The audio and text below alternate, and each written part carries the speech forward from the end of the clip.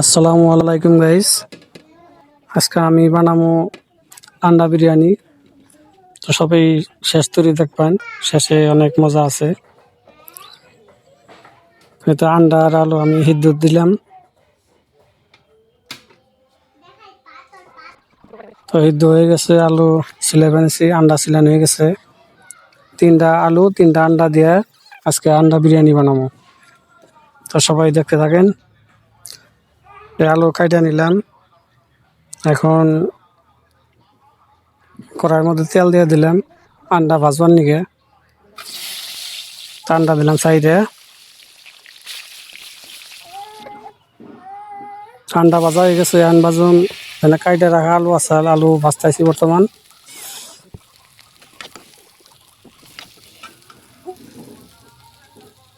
আলু ভাজা শেষ, এখন আন্ডার আলু নামিয়ে নিলাম। এখন চুলায় প্যান বসিয়ে দিলাম। প্যানে ফার্স্ট দিব সরষের তেল, তারপরে দিলাম পেঁয়াজ আর মরিচ।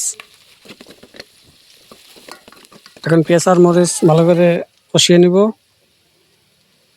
হলদির গুঁড়া, মরিচের গুঁড়া দিলাম, আদা রসুনের পেস্ট দিলাম।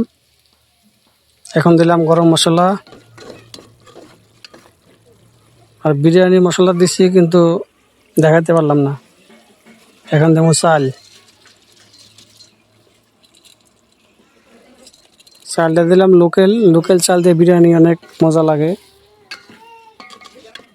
এখন একটু নেড়ে ছেড়ে দেবো।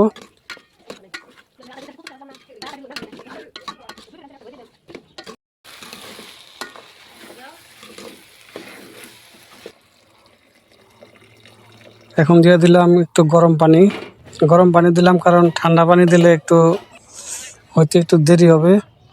গরম পানি দিয়ে দিলাম, একটু ইমার্জেন্সি হয়ে যাবে। এখন দিয়ে দিলাম আন্ডা ভাজা রাখা আর আলু ভাজা রাখা নড়া দিয়ে দিলাম একসাথে।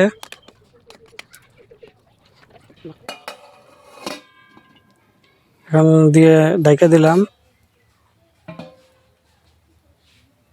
দেখেন কি সুন্দর বিরিয়ানি রেডি। এখন থালিতে বাইরে খাবো। খাওয়াটা হয়তো দেখাতে পারবো না,